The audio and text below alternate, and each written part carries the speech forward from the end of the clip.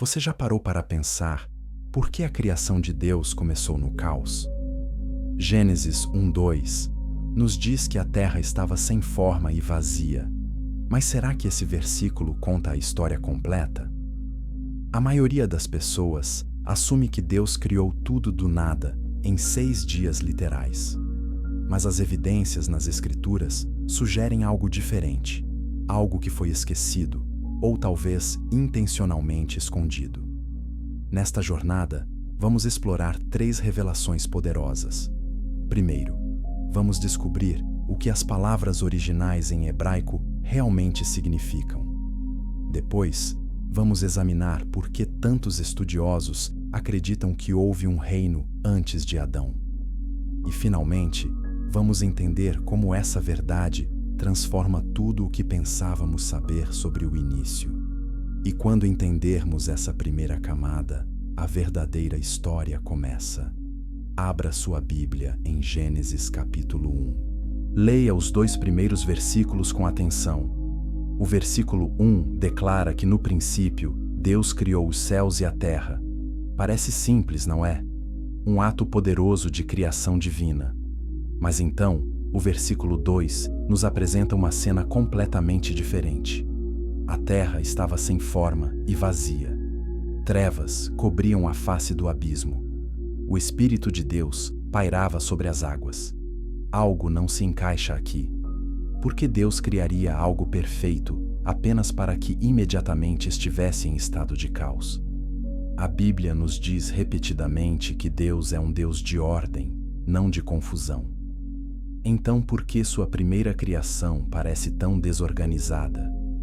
Essa pergunta incomodou teólogos por séculos, e a resposta pode estar escondida entre esses 2 versículos. As palavras hebraicas originais nos dão pistas importantes. O termo usado em Gênesis 1:2 é tohu vavohu. Essa frase aparece em outros lugares da Bíblia e sempre descreve destruição e julgamento. Jeremias 4:23 usa exatamente as mesmas palavras para descrever a terra após um julgamento divino catastrófico. Não é coincidência. Quando a Bíblia usa linguagem específica repetidamente, ela está nos dizendo para prestar atenção. Inscreva-se agora para descobrir mais verdades bíblicas ocultas que podem mudar sua compreensão das Escrituras para sempre. Você não vai querer perder o que vem a seguir.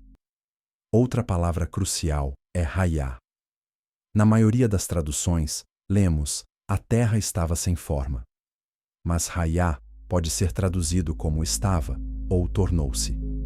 Essa pequena diferença muda completamente o significado.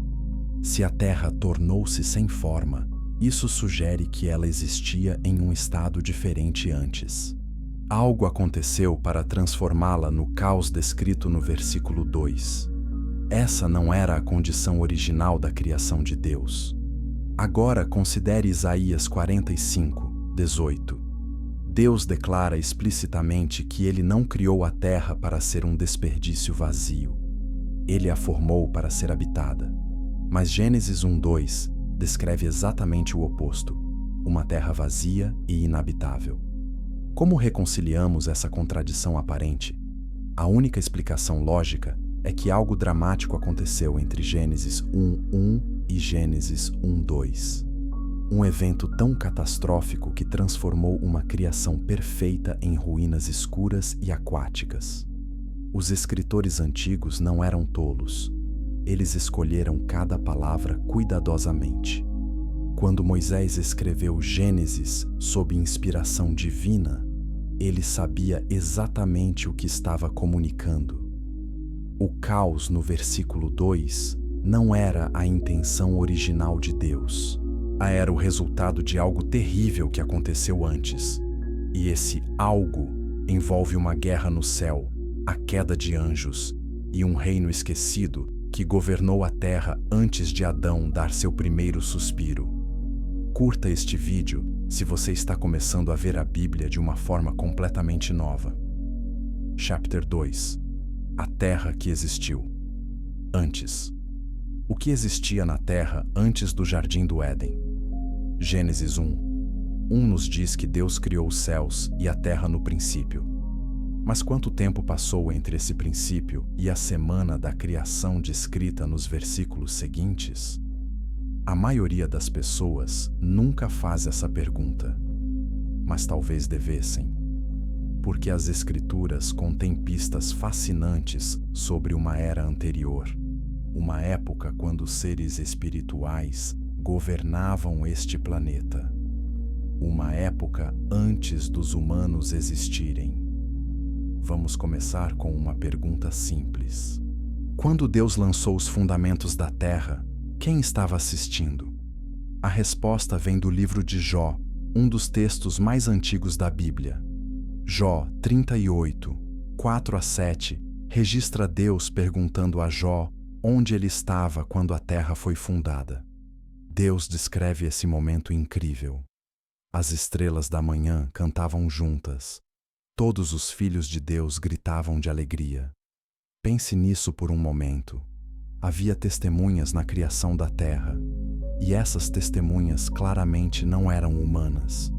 Quem são essas estrelas da manhã e filhos de Deus? A maioria dos estudiosos concorda que esses termos se referem a seres angelicais. Eles existiam antes da terra ser formada. Eles celebraram quando Deus estabeleceu seus fundamentos. Isso significa que os anjos precederam a criação humana. Mas vai mais fundo que isso. Se os anjos estavam presentes na criação da terra, é razoável perguntar se alguns deles tinham papéis relacionados a este planeta. Será que eles governavam domínios terrestres antes de Adão ser criado? Comentem abaixo sua interpretação sobre quem eram esses filhos de Deus. Queremos ouvir o que você pensa sobre essa revelação incrível. A Bíblia fala repetidamente sobre príncipes territoriais espirituais. Daniel 10 menciona o príncipe da Pérsia e o príncipe da Grécia. Esses não eram governantes humanos. Eram entidades espirituais com autoridade sobre regiões específicas. Paulo confirma isso em Efésios 6:12, quando escreve sobre principados e potestades nas regiões celestiais. Essas hierarquias angelicais tinham jurisdições definidas. E se algumas dessas jurisdições existiam antes dos humanos? E se a terra pré-adâmica era governada por seres espirituais designados? Ezequiel 28 fornece evidências intrigantes. O capítulo começa como uma profecia contra o rei de Tiro, mas rapidamente transcende qualquer governante humano.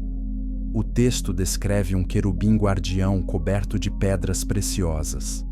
Ele andou no Éden, o jardim de Deus.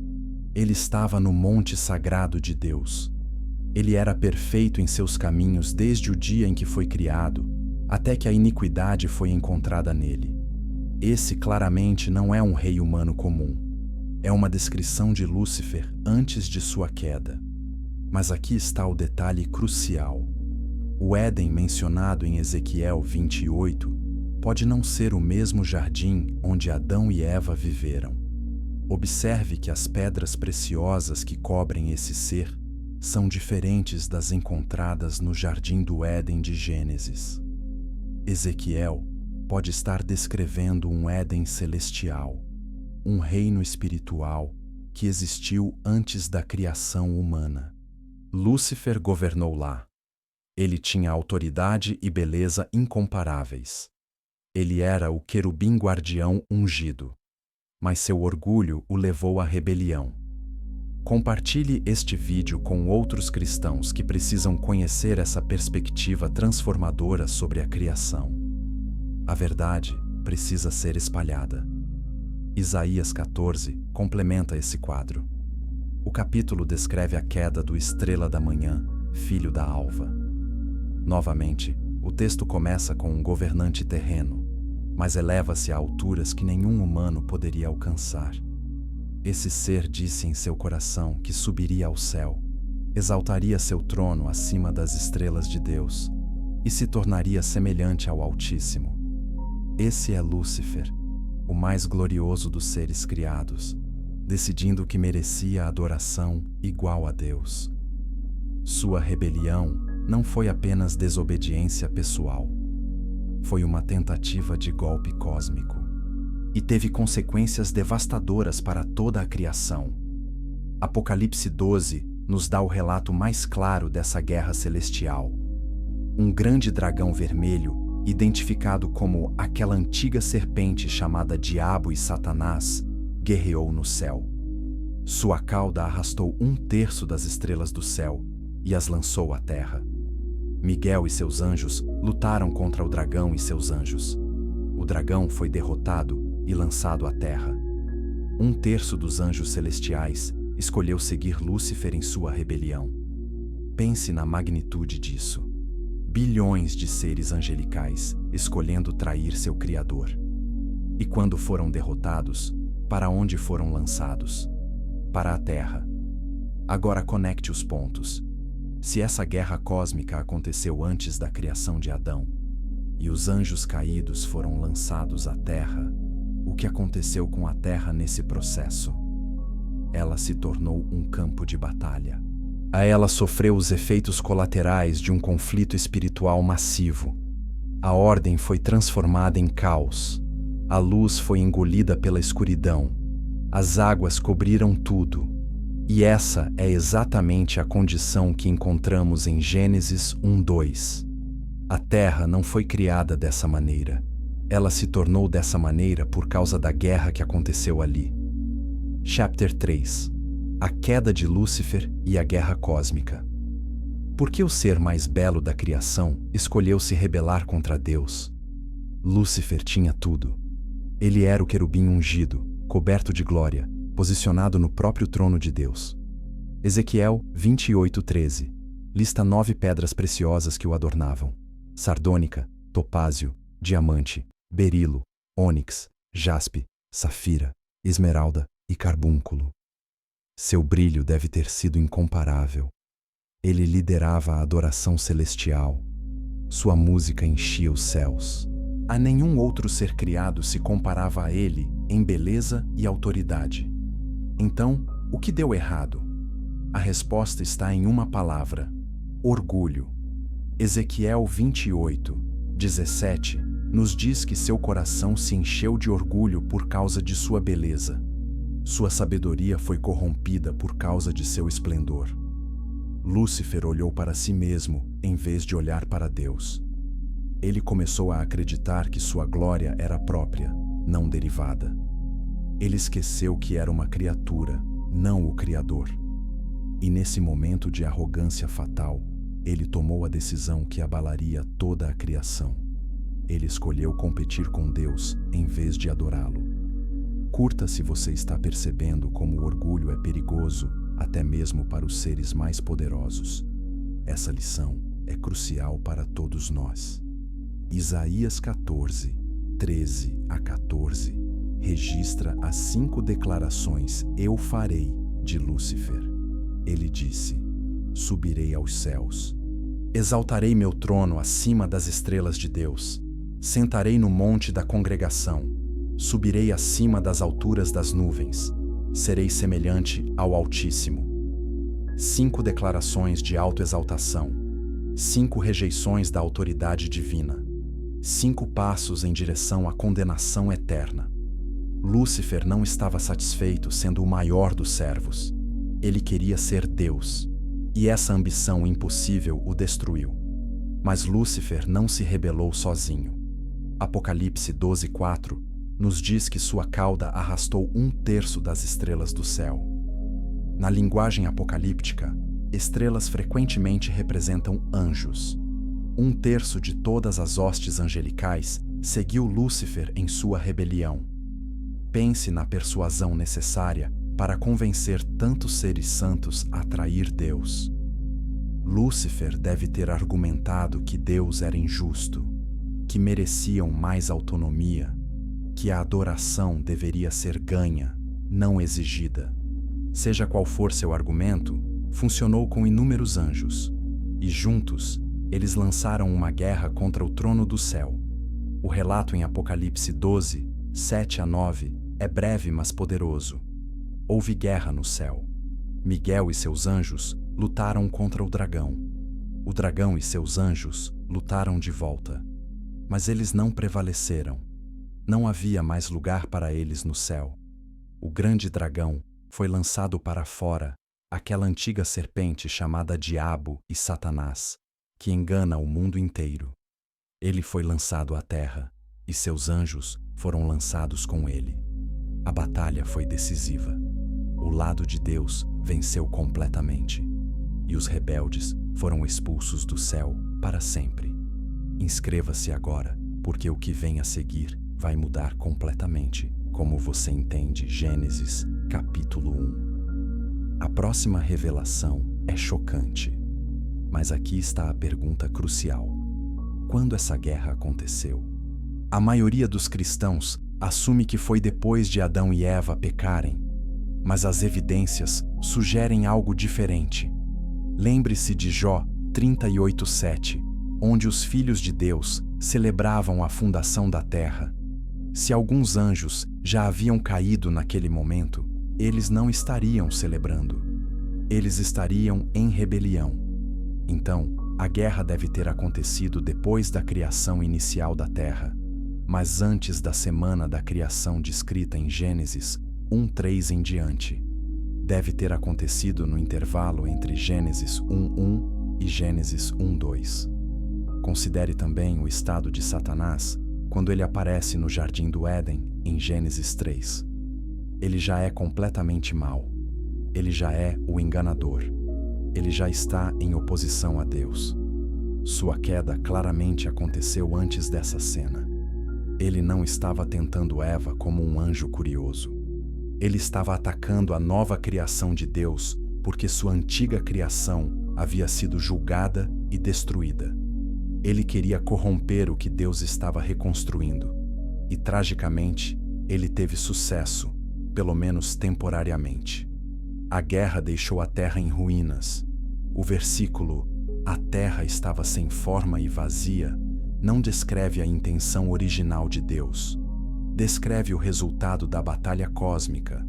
As trevas que cobriam o abismo não eram parte do plano divino. Eram o resíduo do julgamento. Quando Deus lançou os anjos rebeldes à terra, o planeta sofreu, foi devastado, foi deixado em caos e permaneceu nesse estado até que Deus decidiu renová-lo, restaurá-lo e criar uma nova espécie que viveria ali, a humanidade. Comentem o que vocês acham que Lúcifer sentiu quando viu Deus criando os humanos à sua imagem. Ele deve ter sentido inveja, raiva, desespero. E que perspectiva incrível sobre a origem do mal. Jesus confirma essa linha do tempo. Em Lucas 10:18, ele diz: "Eu via Satanás caindo do céu como um relâmpago." Jesus não está falando sobre um evento futuro. Ele está descrevendo algo que ele testemunhou na eternidade passada. Satanás caiu como um relâmpago, rápido e definitivo. Sua glória foi despedaçada. Seu reino foi destruído. E ele foi confinado a um planeta arruinado, onde esperaria enquanto Deus executava um novo plano. Um plano que envolvia criaturas feitas à imagem de Deus, criaturas que teriam a escolha que os anjos uma vez tiveram, a escolha entre adoração e rebelião, entre vida e morte, entre eternidade com Deus ou eternidade separado dele. Chapter 4. O abismo. Campo de batalha esquecido. A palavra Tehom aparece logo no segundo versículo da Bíblia. A maioria das traduções a renderiza como o abismo ou as profundezas. Mas essa palavra carrega um peso muito maior em seu contexto original. No pensamento do Antigo Oriente Próximo, Tehom não era apenas água profunda. Representava o caos primordial. Representava forças opostas à ordem divina. Representava o campo de batalha onde o bem e o mal se enfrentaram antes do tempo humano começar. E Gênesis 1:2 nos diz que as trevas cobriam a face desse abismo. não é uma imagem acidental, é uma imagem de julgamento. Compartilhe este vídeo com quem precisa entender o significado mais profundo das primeiras palavras da Bíblia. Essa revelação é poderosa demais para guardar para si mesmo. Outras passagens das Escrituras nos dão mais detalhes sobre Tehom e seu significado. O Salmo 104, 6 descreve como Deus cobriu a terra com o abismo como com uma veste. As águas ficaram acima das montanhas. Então, Deus as repreendeu e elas fugiram. Aqui vemos que as águas do abismo não eram neutras. Elas precisavam ser repreendidas, comandadas a recuar. Elas representavam algo hostil que precisava ser subjugado pela palavra de Deus. Esse é exatamente o cenário em Gênesis 1:2. A terra estava coberta por águas caóticas e o Espírito de Deus pairava sobre elas, preparando-se para trazer ordem do caos. Jó 38, 8-11 adiciona outra camada. Deus pergunta a Jó quem fechou o mar com portas quando ele irrompeu do ventre. Deus colocou nuvens como sua vestimenta e escuridão espessa como suas faixas. Ele prescreveu limites para o mar e estabeleceu portas e trancas. Ele disse: até aqui virás e não mais adiante. Aqui se quebrará o orgulho de tuas ondas. Mais uma vez, o mar é descrito como algo rebelde que precisa ser contido. Não é apenas uma característica geológica, é um símbolo das forças caóticas que Deus dominou durante a restauração da criação. Jeremias 4, 23-26 usa exatamente a mesma linguagem de Gênesis 1, 2 para descrever julgamento divino. Jeremias olha para a terra e vê que ela estava sem forma e vazia. Ele olha para os céus e eles não têm luz. Ele olha para os montes e eles tremem. Ele olha e não há homem, e todas as aves do céu fugiram. A terra frutífera é um deserto, e todas as suas cidades estão destruídas diante do Senhor. Essa é linguagem de catástrofe apocalíptica, e é a mesma linguagem usada para descrever a condição da terra em Gênesis 1:2. A conexão é inescapável. O estado caótico da terra não era original. Era resultado de julgamento divino. Curta este vídeo se a evidência bíblica está começando a convencê-lo de que há mais na história da criação do que nos ensinaram. A verdade está bem ali nas Escrituras, esperando ser descoberta. Agora, considere o timing.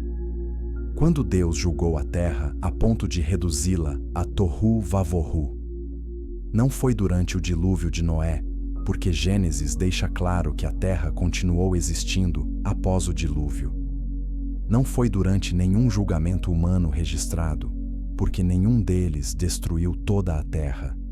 A única explicação que se encaixa é um julgamento que aconteceu antes dos humanos existirem.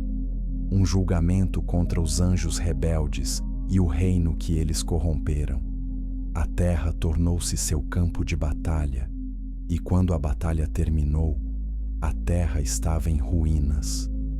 É por isso que Gênesis 1:3 começa não com criação, mas com comando. Deus não diz haja luz como um ato de criação original. Ele diz haja luz como um ato de restauração. Ele está separando a luz das trevas que cobriram a terra após o julgamento. Ele está trazendo ordem de volta ao caos. Cada dia subsequente da criação segue esse padrão. Deus não está criando do nada. Ele está organizando, separando e enchendo o que já existe. Ele separa as águas das águas. Ele faz a terra seca aparecer. Ele enche o céu com pássaros e o mar com peixes. Esse é o trabalho de restauração, não criação original. Inscreva-se agora, porque nos próximos capítulos vamos explorar quem vivia na terra antes de Adão e o que aconteceu com eles. Você não vai acreditar no que as Escrituras revelam. A doutrina do abismo também aparece no Novo Testamento.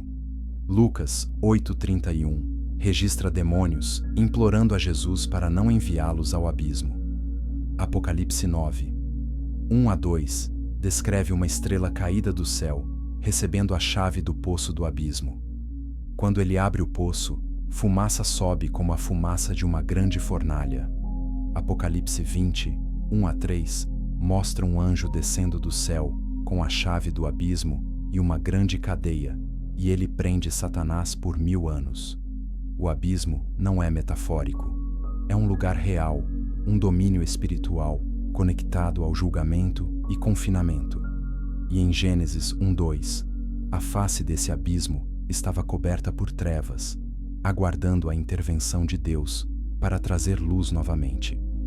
Esse entendimento transforma, como lemos, a narrativa da criação. Não estamos lendo sobre o início absoluto de tudo. Estamos lendo sobre Deus reconstruindo o que foi quebrado. Estamos lendo sobre luz superando trevas pela segunda vez. Estamos lendo sobre ordem vencendo o caos que resultou da rebelião. E estamos lendo sobre a terra sendo preparada mais uma vez para habitar vida. Desta vez, vida humana feita à imagem de Deus, destinada a encher a terra e subjugá-la. Não subjugar terra virgem, mas reconquistar território que uma vez pertenceu aos anjos caídos. Nossa existência é parte de um plano muito maior do que imaginamos. Chapter 5. Os Filhos de Deus e o Reino Pré-Adâmico. Quem eram os filhos de Deus que celebraram a fundação da terra em Jó 38:7? Essa pergunta nos leva a um dos conceitos mais fascinantes e controversos da teologia bíblica. A frase Bene Elohim, em hebraico, aparece várias vezes no Antigo Testamento. E consistentemente se refere a seres angelicais, não humanos. Jó 1:6 menciona os filhos de Deus se apresentando diante do Senhor. E Satanás vem entre eles. Jó 2:1 repete essa cena. Em ambos os casos, o contexto deixa claro que são seres espirituais, não pessoas humanas. Então, quando Jó 38 diz que os filhos de Deus gritaram de alegria na criação, está falando de anjos. Anjos que já existiam quando Deus lançou os fundamentos da terra. Comentem abaixo. Se os anjos estavam presentes na criação, que papel eles desempenhavam no plano de Deus? Essa é uma pergunta que a Igreja precisa explorar mais profundamente. Isso nos leva a perguntas inevitáveis. Se os anjos precederam a humanidade, e se alguns deles se rebelaram, quando exatamente essa rebelião aconteceu? E o que os anjos faziam antes da rebelião? É razoável supor que eles tinham responsabilidades, domínios e autoridades. Daniel 10 confirma isso. O anjo que aparece a Daniel explica que foi atrasado pelo príncipe do reino da Pérsia por 21 dias. Então Miguel, um dos principais príncipes, veio ajudá-lo. Mais tarde, o anjo diz que deve retornar para lutar contra o príncipe da Pérsia, e então o príncipe da Grécia virá. Essas são claramente entidades espirituais com autoridade territorial. Eles não são humanos, são anjos designados a regiões específicas.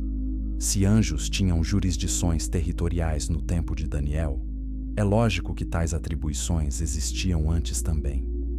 E se a Terra era governada por autoridades angelicais antes dos humanos serem criados?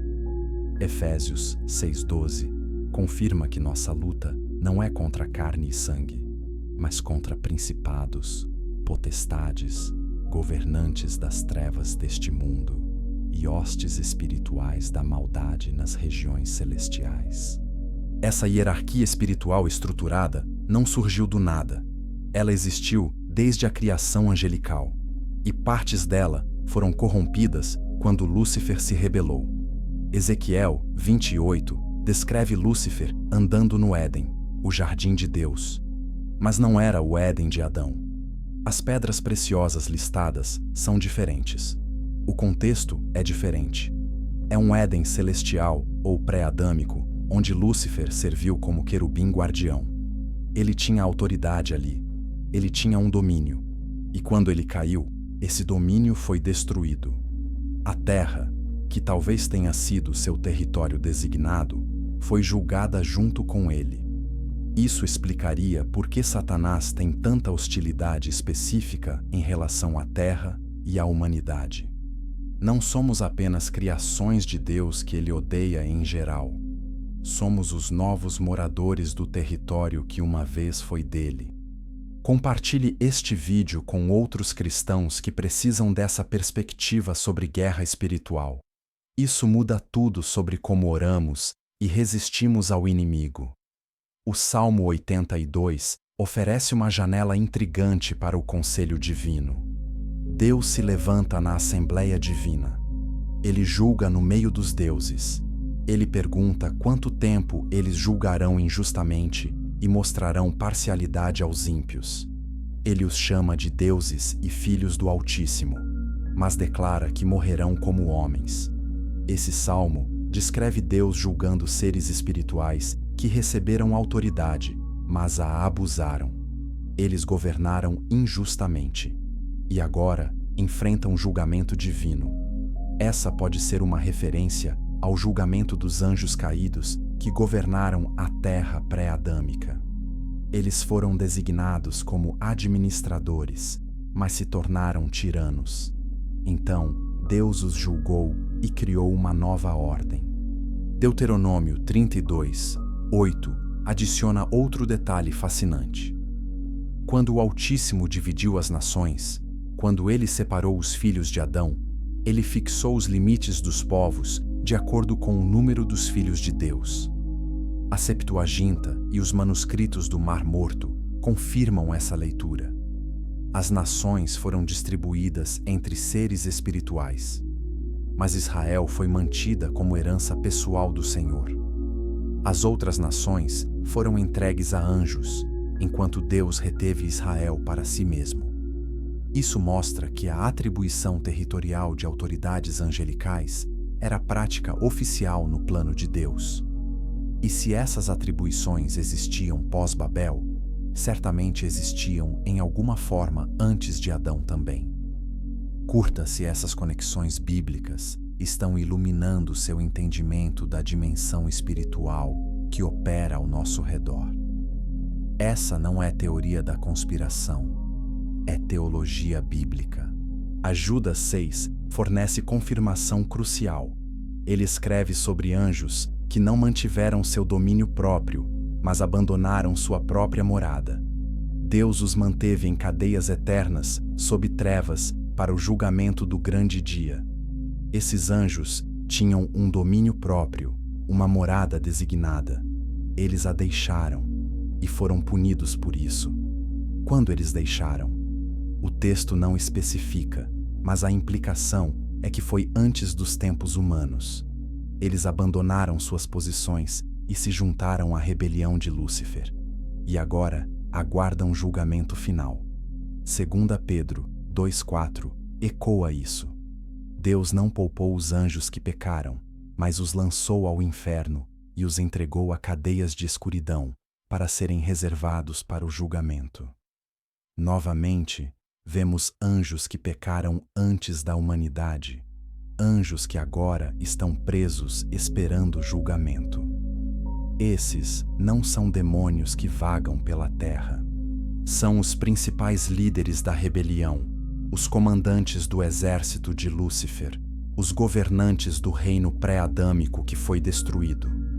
Eles estão presos, mas seus subordinados, os demônios de menor rank, ainda operam na terra, lutando para impedir o plano redentor de Deus. Esse reino pré-adâmico não é fantasia. É inferência bíblica legítima baseada em múltiplas linhas de evidência escritural. Os anjos existiam antes dos humanos. Alguns deles governavam territórios. Alguns se rebelaram. A terra foi julgada. E então, Deus a restaurou e criou a humanidade para habitá-la. Nós somos os novos moradores de um planeta antigo. Nós somos participantes de uma história cósmica que começou muito antes de Gênesis 1:3. E entender isso muda tudo sobre como vemos nosso propósito e nossa batalha espiritual. Chapter 6. A teoria do intervalo. Revelada. O que aconteceu entre Gênesis 1:1 e Gênesis 1:2? A teoria do intervalo, também chamada de teoria da lacuna ou teoria da restauração, propõe que um período de tempo indeterminado passou entre esses dois versículos. Não estamos falando de milhões de anos de evolução. Estamos falando de uma era quando a Terra existia em um estado perfeito, foi habitada por seres angelicais, foi corrompida pela rebelião, foi julgada por Deus e ficou em ruínas até que Deus decidiu restaurá-la. Esse não é um conceito novo. Teólogos o debateram por séculos, e as evidências bíblicas são mais fortes do que muitos percebem. Inscreva-se agora, porque o que vem a seguir vai equipá-lo para defender essa interpretação das Escrituras com confiança e clareza. Você precisa dessa base teológica. E vamos revisar as evidências linguísticas. A palavra hebraica hayá em Gênesis 1:2 pode significar era ou tornou-se. A maioria das traduções escolhe era, mas o contexto sugere fortemente tornou-se. Quando a Bíblia quer dizer que algo existia em um certo estado desde o início, ela usa hayá com min olam, desde a eternidade. Quando quer dizer que algo mudou para um estado diferente, usa hayá sozinho.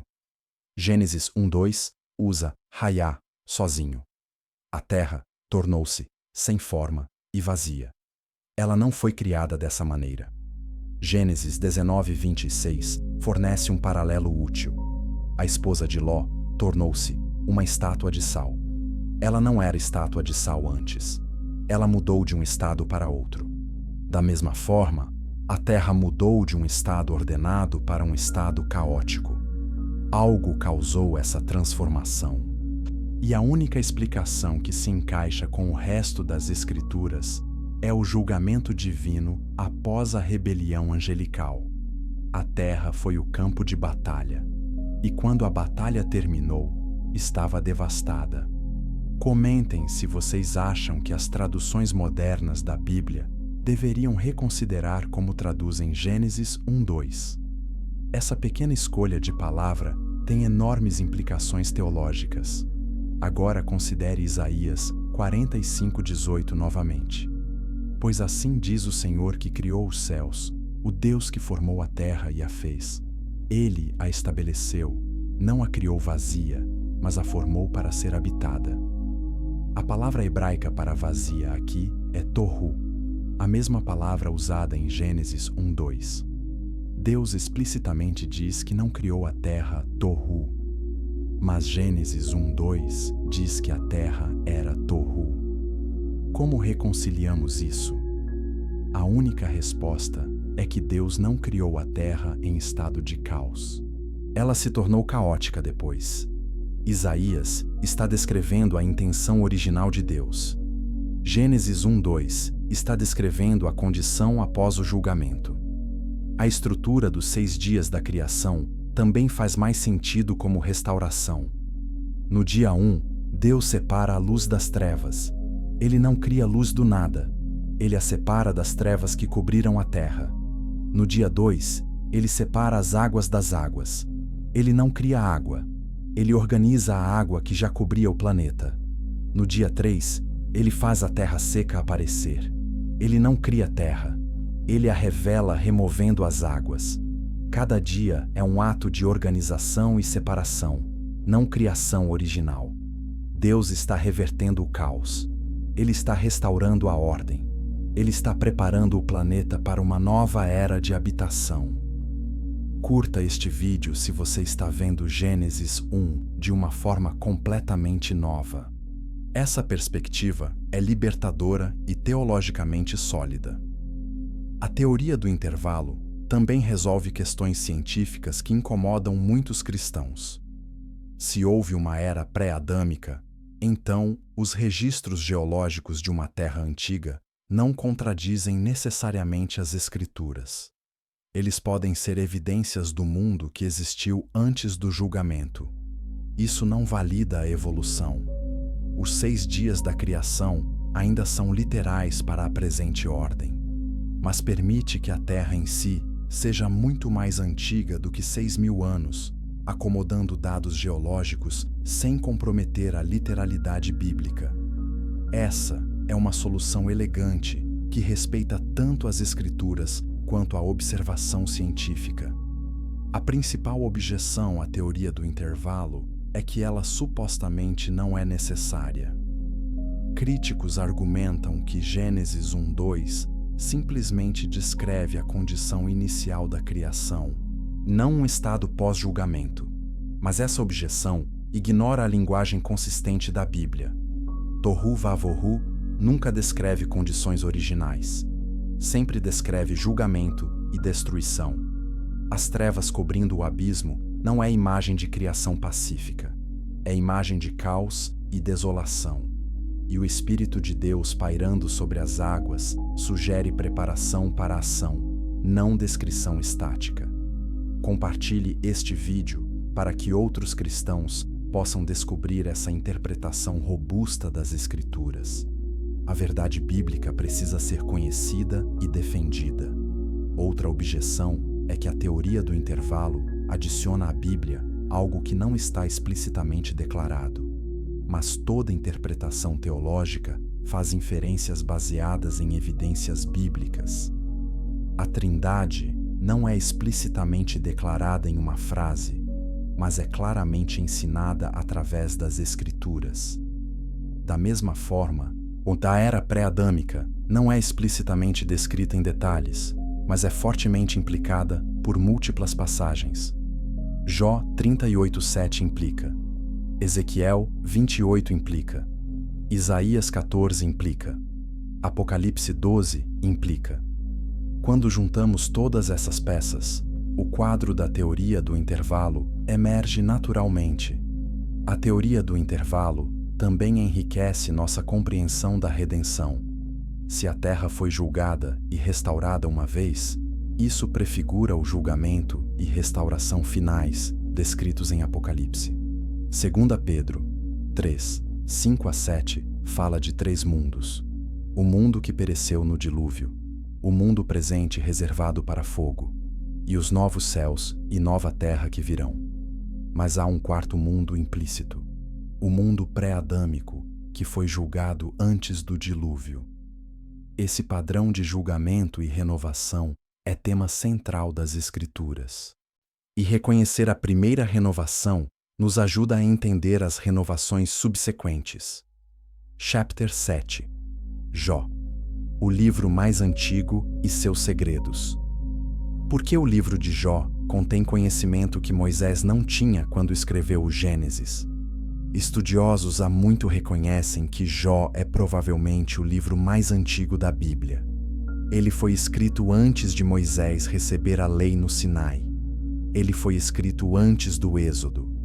Ele pode ter sido escrito nos dias dos patriarcas, talvez até antes de Abraão. E, surpreendentemente, Jó contém revelações sobre a criação, a ordem cósmica e seres espirituais que não aparecem nos primeiros capítulos de Gênesis. Por quê? Porque Jó preserva tradições orais da antiguidade mais profunda. Ele preserva memórias do mundo que existiu antes.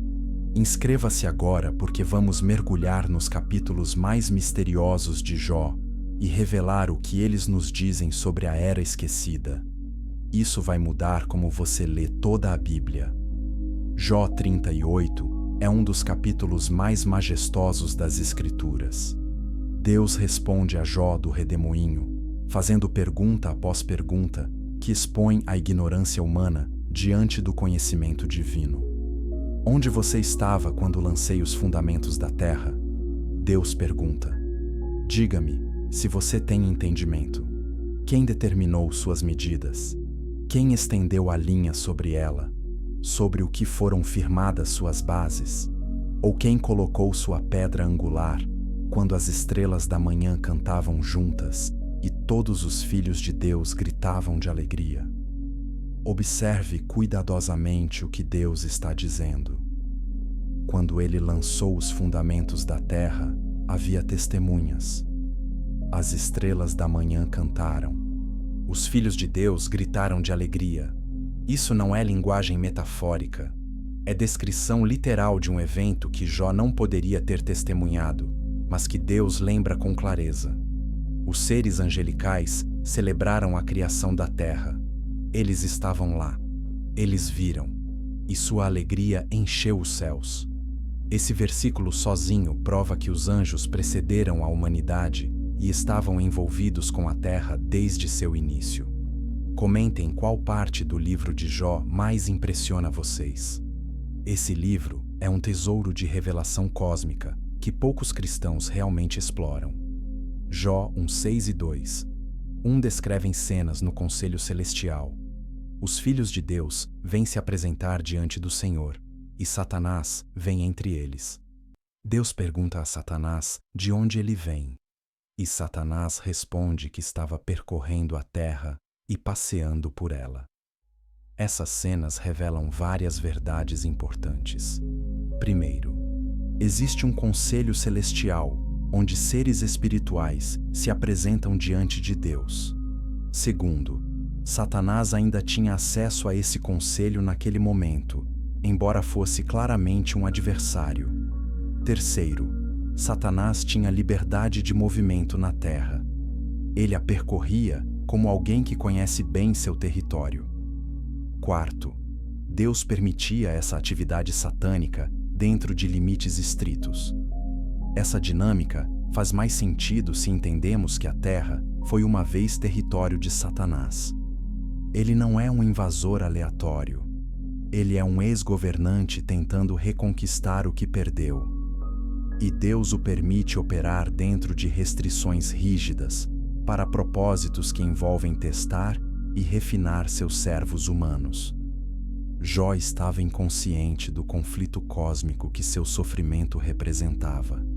Ele só via as circunstâncias físicas, mas o leitor vê as cenas celestiais. E nós entendemos que muito mais estava acontecendo do que Jó sabia. Curta. Se você está percebendo que sua própria vida pode estar envolvida em batalhas espirituais que você não vê completamente. Esse é um tema central das Escrituras que precisamos levar a sério. Jó 26 contém linguagem críptica sobre o mundo espiritual. Os mortos tremem debaixo das águas e seus habitantes. O inferno está nu diante dele, e não há cobertura para o Abadão. Ele estende o norte sobre o vazio e suspende a terra sobre o nada. Ele amarra as águas em suas nuvens espessas, e a nuvem não se rompe sob elas. Ele cobre a face de seu trono e estende sua nuvem sobre ele. Ele traçou um limite circular sobre a face das águas, até onde a luz e as trevas se encontram. Os pilares do céu tremem e estão atônitos com sua repreensão. Ele agita o mar com seu poder, e por seu entendimento, ele fere através do orgulhoso. Por seu espírito, ele decorou os céus. Sua mão formou a serpente fugitiva. Essa passagem está cheia de imagens cósmicas. O inferno e o Abadão expostos. A terra suspensa sobre o nada. As águas limitadas. Luz e trevas se encontrando. Os pilares do céu tremendo. O mar sendo agitado. E, crucialmente, a serpente fugitiva sendo formada. Essa serpente não é uma cobra literal. É Leviatã, o dragão do caos, a força que se opõe à ordem de Deus. E Jó 26:13 diz que a mão de Deus a formou. Deus criou o ser que se tornaria Satanás. E quando esse ser se rebelou, Deus o feriu através de seu poder e entendimento. Jó 41 descreve Leviatã em detalhes vívidos. Você pode puxar Leviatã com um anzol. Você pode perfurar sua mandíbula com um gancho. A descrição continua por 41 versículos, retratando uma criatura de poder incomparável. Fogo sai de sua boca. Fumaça sai de suas narinas. Sua respiração acende carvões. Espadas não podem feri-lo. Lanças são como palha para ele. Ele considera o ferro como palha e o bronze como madeira podre. Quando ele se levanta, os poderosos têm medo. Na terra não há ninguém igual a ele, que é feito sem medo. Ele contempla todas as coisas altas. Ele é rei sobre todos os filhos do orgulho. Compartilhe este vídeo com quem precisa entender o poder real do inimigo que enfrentamos. Não podemos subestimar Satanás, mas também não podemos temê-lo, porque Cristo já o venceu. Essa descrição vai muito além de qualquer animal natural. Leviatã é símbolo de Satanás, o dragão primordial, o rei sobre todos os filhos do orgulho. Jó 41 nos lembra que nosso adversário é formidável. Ele não é uma piada. Ele não é uma caricatura com chifres e tridente.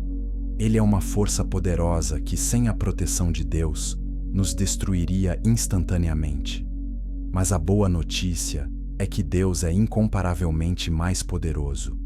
E através de Cristo, temos autoridade sobre todos os poderes das trevas.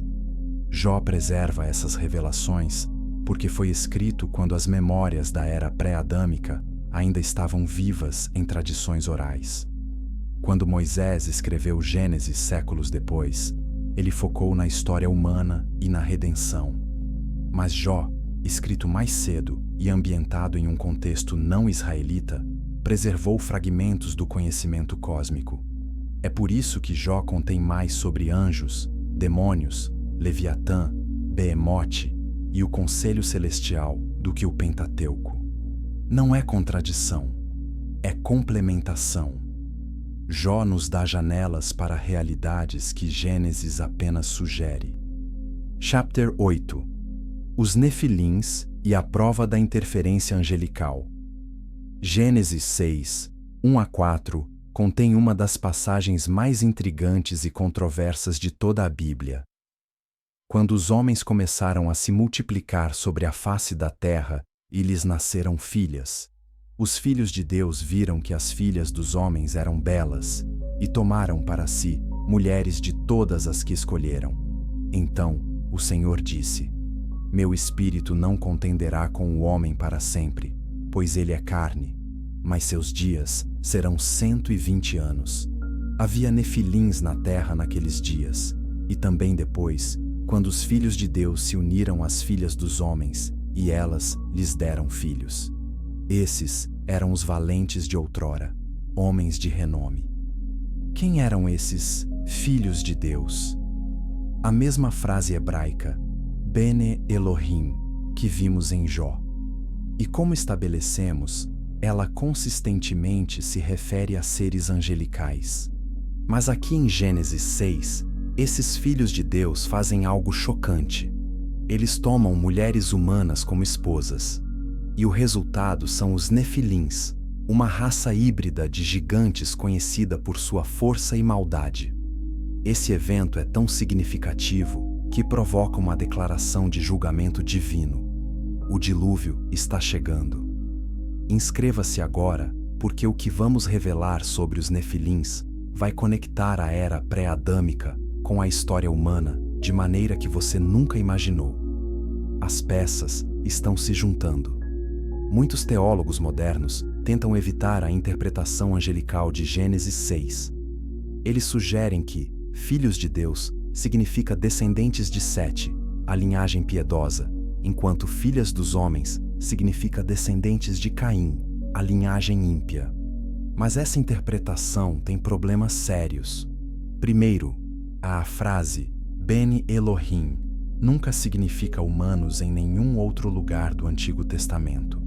Segundo, por que casamentos entre duas linhagens humanas produziriam gigantes? Terceiro, por que tais casamentos provocariam o dilúvio? Casamentos entre crentes e não crentes são problemáticos, mas não são aberrações cósmicas. A interpretação angelical é a única que faz sentido do texto e seu contexto. Números 13:33 confirma que os nefilins existiram. Quando os espias israelitas exploraram Canaã, eles relataram: lá vimos os nefilins, os filhos de Anak vêm dos nefilins, e parecíamos gafanhotos aos nossos próprios olhos, e assim parecíamos aos olhos deles. Esses eram gigantes reais. Eles eram descendentes dos nefilins pré-diluvianos. Isso significa que a linhagem nefilim sobreviveu ao dilúvio de alguma forma, e talvez através das esposas dos filhos de Noé, ou através de uma nova onda de interferência angelical após o dilúvio. Gênesis 6:4 diz que havia nefilins naqueles dias e também depois, sugerindo múltiplos eventos de hibridização. Comentem o que vocês pensam sobre a existência de gigantes na Bíblia. Esse é um tópico que muitos pastores evitam, mas é claramente escritural e importante para entender a história da redenção.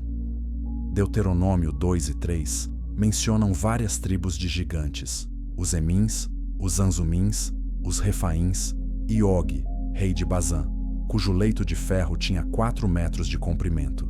Essas não são lendas. São registros históricos de povos que Israel teve que confrontar. Josué 11, 21 a 22 registra Josué destruindo os Anaquins de Hebron, Debir, Anabe e das montanhas de Judá e Israel. Davi lutou contra Golias, um gigante filisteu de mais de 2,80 metros de altura. Segundo Samuel 21, lista 4 outros gigantes que os homens de Davi mataram.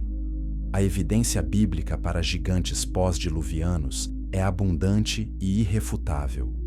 Então, por que anjos se uniriam com mulheres humanas?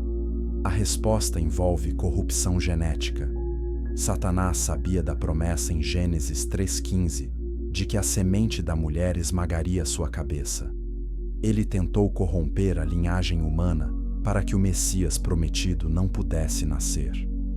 Se todos os humanos fossem híbridos nefilim, não haveria humano puro através do qual o Redentor viria.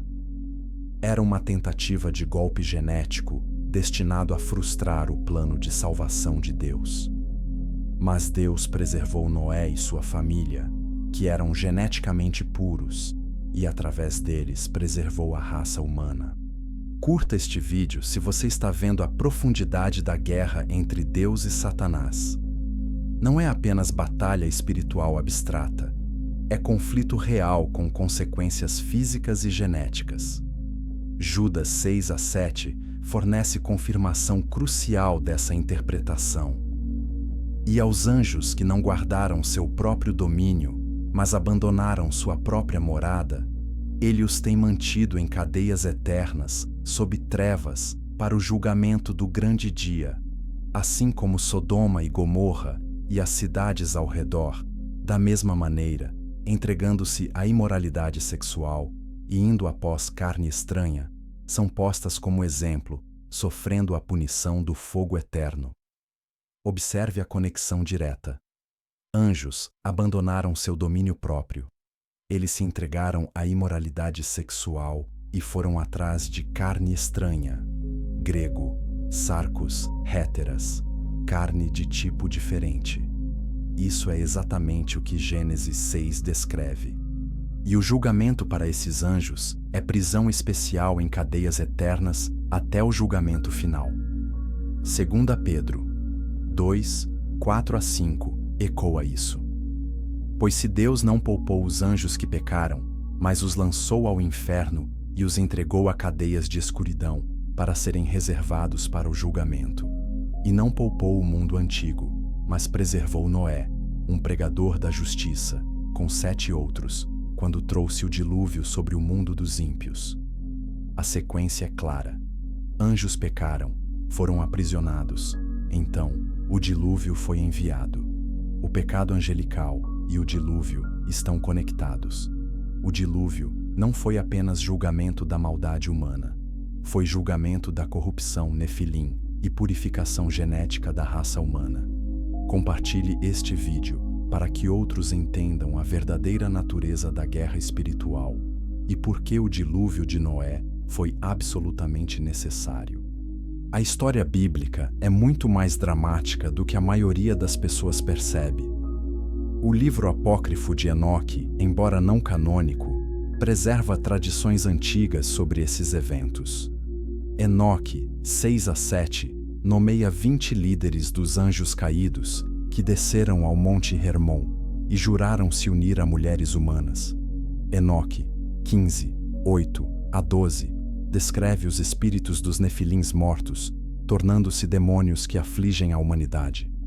Judas, 14-15, cita o livro de Enoque, mostrando que os escritores do Novo Testamento consideravam que ele continha verdades úteis, mesmo que não fosse inspirado como as escrituras canônicas.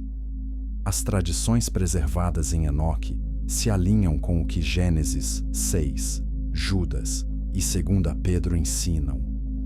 Os nefilins provam que a interferência angelical na ordem física não é sem precedentes.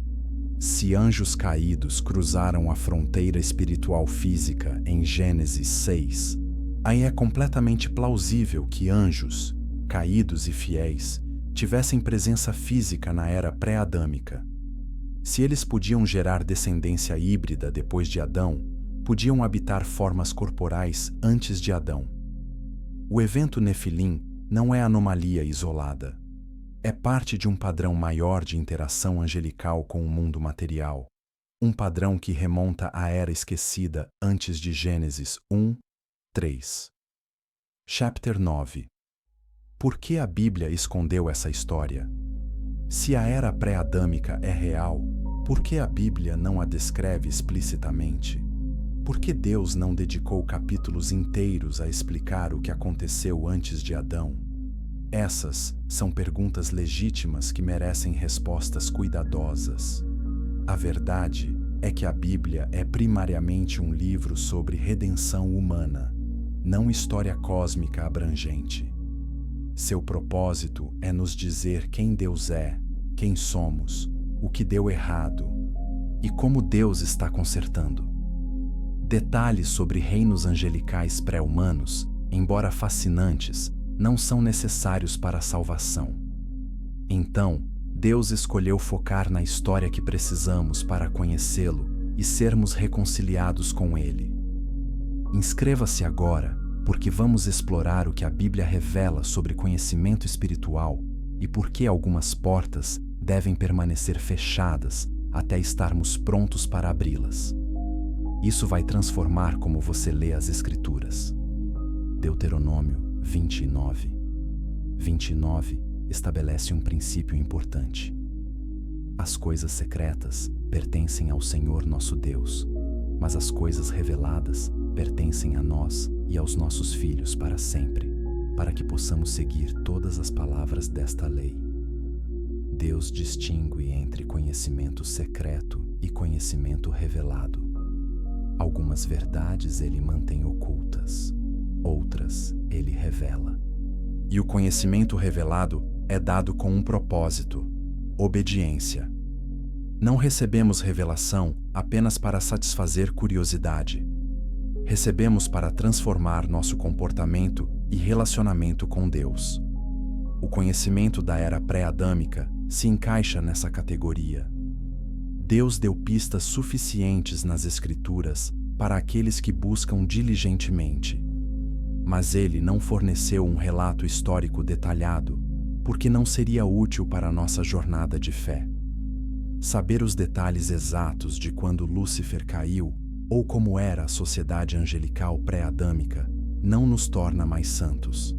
Não nos leva a amar mais a Deus ou ao próximo.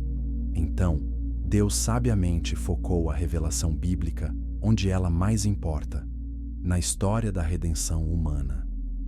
Comentem sobre que tipo de conhecimento espiritual vocês acham que Deus nos dará quando estivermos no céu. Haverá tanto para aprender, há tanto para entender sobre como tudo se encaixa. Por agora, caminhamos por fé. Jesus confirma esse princípio em João 16:12. Ele diz aos discípulos: Tenho ainda muitas coisas a vos dizer, mas não as podeis suportar agora. Há verdades que sobrecarregariam ou confundiriam os crentes se reveladas prematuramente. Eles precisavam primeiro entender as verdades fundamentais sobre a identidade de Jesus, sua morte e ressurreição, e o Evangelho. Depois, o Espírito Santo os guiaria gradualmente a verdades mais profundas. Da mesma forma, a igreja primitiva precisava das verdades básicas do Evangelho. Revelações extensas sobre eras pré-adâmicas poderiam ter distraído da mensagem central ou causado especulação não saudável. Paulo experimentou revelações tão profundas que não lhe foi permitido falar sobre elas. E 2 Coríntios 12, 2-4 registra: Conheço um homem em Cristo que há 14 anos foi arrebatado até o terceiro céu. Se foi no corpo ou fora do corpo, não sei. Deus sabe. E sei que esse homem foi arrebatado ao paraíso e ouviu palavras inefáveis, as quais ao homem não é lícito falar. Paulo teve acesso a conhecimento celestial que ele não poderia ou não deveria compartilhar com outros. Isso nos diz que Deus, às vezes, revela coisas a indivíduos sem a intenção de que sejam amplamente divulgadas. Algumas revelações são pessoais, não públicas. Curta, se você está aprendendo a respeitar os limites que Deus estabeleceu em torno do conhecimento espiritual. Humildade é parte crítica da maturidade cristã. Há também um aspecto de proteção espiritual. Conhecimento excessivo sobre o mundo espiritual pode levar a fascínio não saudável, ou medo paralisante, ou tentação de se envolver em práticas ocultas. Deuteronômio 18, 10-12, proíbe adivinhação, feitiçaria, interpretação de presságios, bruxaria, lançamento de feitiços, mediunidade e necromancia. Todas essas práticas envolvem buscar conhecimento espiritual por meios proibidos. Deus nos dá toda a revelação espiritual de que precisamos através das Escrituras e do Espírito Santo. Ir além disso é perigoso. 1 Timóteo 4, 1 adverte: Mas o Espírito expressamente diz que nos últimos tempos alguns apostatarão da fé, dando ouvidos a espíritos enganadores e a doutrinas de demônios. Há espíritos enganadores que estão ansiosos para compartilhar revelações com quem os ouvir. Mas essas revelações levam à apostasia, não à verdade. É por isso que devemos testar todo o ensinamento espiritual contra as Escrituras. 1 João 4, 1 nos instrui: Amados, não creiais a todo espírito, mas provai os espíritos se são de Deus, porque muitos falsos profetas têm saído pelo mundo. Compartilhe este vídeo com cristãos que precisam de discernimento em um tempo de tanta confusão espiritual e falsos ensinamentos. A verdade bíblica é nossa proteção. A Bíblia também mantém algumas coisas em linguagem velada ou simbólica intencionalmente. Apocalipse é cheio de imagens que requerem interpretação cuidadosa. Daniel contém profecias com múltiplas camadas de cumprimento. Os Salmos usam poesia que pode ter significados literais e metafóricos. Essa abordagem em camadas serve a múltiplos propósitos. Ela protege o conhecimento de olhos casuais ou hostis. Ela recompensa estudo diligente. Ela permite que verdades sejam compreendidas em diferentes níveis por diferentes estágios de maturidade espiritual. Provérbios 25:2 diz: É glória de Deus encobrir uma coisa, mas a honra dos reis é investigá-la. Deus intencionalmente esconde certas verdades, não para nos manter ignorantes, mas para convidar-nos a buscá-las. A busca por entendimento mais profundo é parte de nosso relacionamento com Ele. Quando estudamos diligentemente, oramos por revelação e comparamos Escritura com Escritura. Deus abre nossos olhos para verdades que não vimos antes. Essa é a jornada da era pré-adâmica. Não está em letras garrafais nas primeiras páginas de Gênesis, mas está lá para aqueles que buscam com coração puro e mente humilde. A história pré-adâmica também nos lembra que há muito mais na realidade do que percebemos. Vivemos em um universo vasto e antigo, com dimensões espirituais que raramente vislumbramos. Nossa existência humana é apenas um capítulo em uma narrativa cósmica muito maior. E um dia, quando estivermos na presença de Deus, entenderemos tudo. Aprenderemos a história completa. Conheceremos como fomos conhecidos. Até então, caminhamos por fé, confiando que Deus nos deu exatamente a revelação de que precisamos para esta época, neste lugar, com este propósito. Chapter 10. Fragmentos da Era Proibida. Embora a Bíblia não dedique capítulos inteiros à Era pré-adâmica, fragmentos dessa história aparecem ao longo das Escrituras. São como peças de um quebra-cabeça espalhadas através de múltiplos livros e gêneros. Quando as juntamos cuidadosamente, emerge um quadro consistente, uma imagem de um reino angelical que precedeu a humanidade. Uma imagem de rebelião cósmica e julgamento divino. Uma imagem da Terra sendo restaurada para um novo propósito. Vamos examinar alguns desses fragmentos e ver como eles se conectam. Inscreva-se agora porque vamos atravessar as Escrituras, coletando essas pistas ocultas. No final, você verá um quadro que a maioria dos cristãos nunca percebeu existir. Salmo 104, versículos 5 a 9, descreve Deus estabelecendo a terra sobre seus fundamentos e cobrindo-a com um abismo como uma veste. Então Deus repreende as águas e elas fogem. Ele estabelece um limite que elas não podem cruzar. Isso não é descrição de criação original pacífica. É descrição de Deus subjugando forças caóticas. A linguagem de repreensão e fuga sugere personificação ou até entidades por trás das águas. Deus estava estabelecendo ordem sobre o caos, exatamente como vemos em Gênesis 1, 3 a 10. A Salmo 74, 12 ao 17 declara: Contudo, Deus é meu rei desde a antiguidade, operando salvação no meio da terra.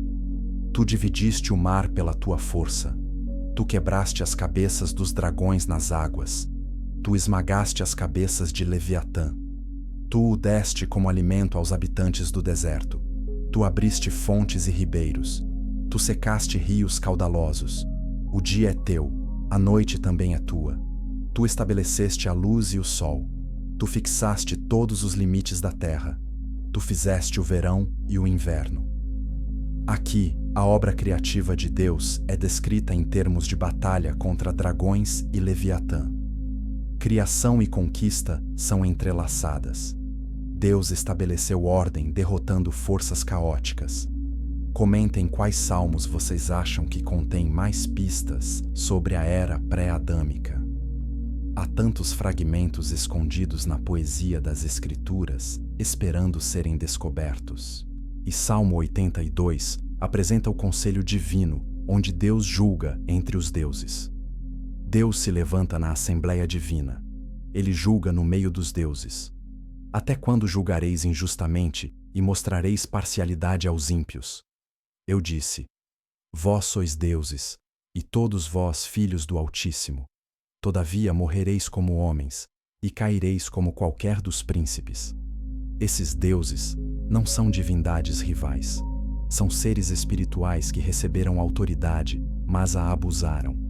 Deus os julga e declara sua mortalidade. Isso pode ser referência ao julgamento dos governantes angelicais da era pré-adâmica.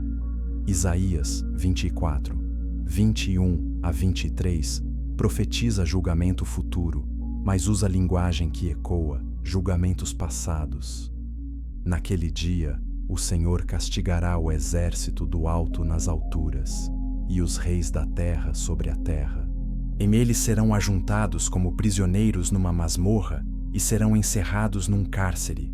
Depois de muitos dias, serão castigados.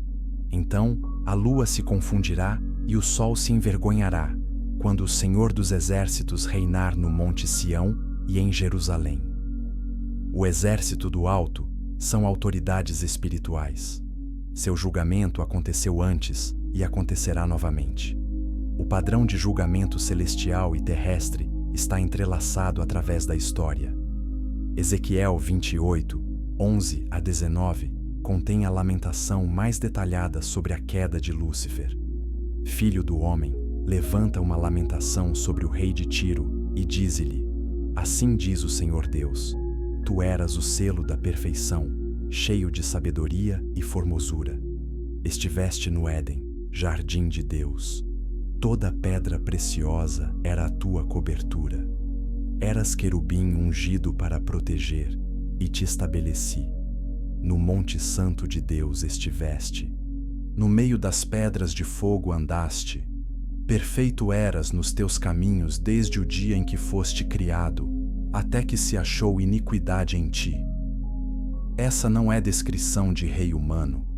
É descrição de Lúcifer em seu estado original de glória, antes de sua queda.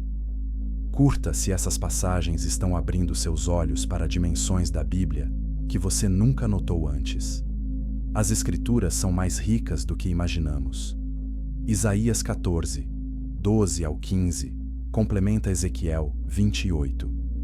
Como caíste do céu, ó estrela da manhã, filho da alva, como foste lançado por terra, tu que debilitavas as nações. Tu dizias no teu coração: eu subirei ao céu, acima das estrelas de Deus exaltarei o meu trono, e no monte da congregação me assentarei, nas extremidades do norte. Subirei acima das alturas das nuvens, e serei semelhante ao Altíssimo. Contudo, serás precipitado para o Sheol e para os lados da cova. Essa é a ambição fatal que destruiu Lúcifer, e sua queda teve consequências cósmicas. Daniel 10, 13 e 20 a 21 revelam príncipes territoriais espirituais. Mas o príncipe do reino da Pérsia me resistiu por 21 dias. Porém Miguel, um dos primeiros príncipes, veio para ajudar-me. Mais tarde: sabes por que eu vim a ti? Agora tornarei a pelejar contra o príncipe da Pérsia, e saindo eu, eis que virá o príncipe da Grécia. Mas eu te declararei o que está registrado na Escritura da verdade, e ninguém há que se esforce comigo contra aqueles, senão Miguel, vosso príncipe. Esses príncipes não são humanos, são autoridades espirituais sobre nações. Essa estrutura hierárquica não surgiu do nada. Existiu desde tempos angelicais antigos. Compartilhe este vídeo para que mais cristãos descubram essas verdades escondidas à vista de todos. A Bíblia é mais profunda do que a maioria das pessoas imagina.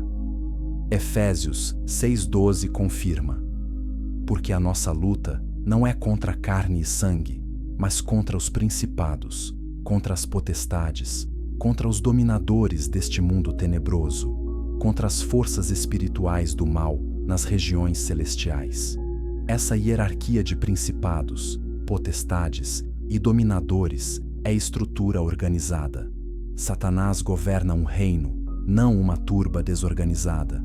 Esse reino tem hierarquia, territórios e estratégias, e remonta à era quando anjos governaram a terra antes dos humanos. Colossenses 1,16 declara que Cristo criou tudo, incluindo tronos, soberanias, principados e potestades.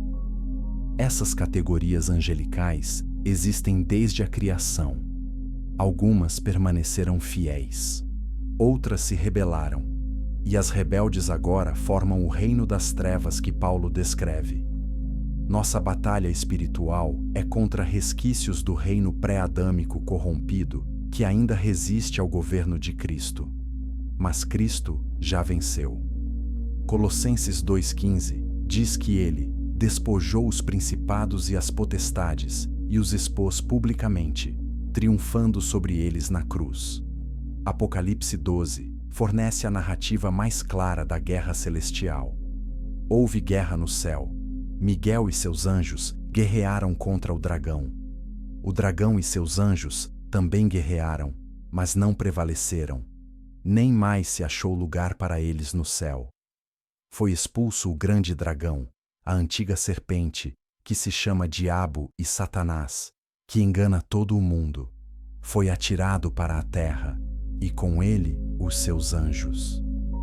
Essa guerra aconteceu antes de Adão, resultando na condição caótica de Gênesis 1:2, e prefigura o banimento final de Satanás no futuro. Esses fragmentos não são contradições ou mitos, são janelas para verdades cósmicas que complementam a narrativa central da redenção humana. Quando os lemos juntos, respeitando seu contexto, mas permitindo que se iluminem mutuamente, emerge a história de uma era esquecida. Uma era que estabelece o palco para tudo o que vem depois. Uma era que explica por que a Terra começou em caos e por que enfrentamos guerra espiritual hoje.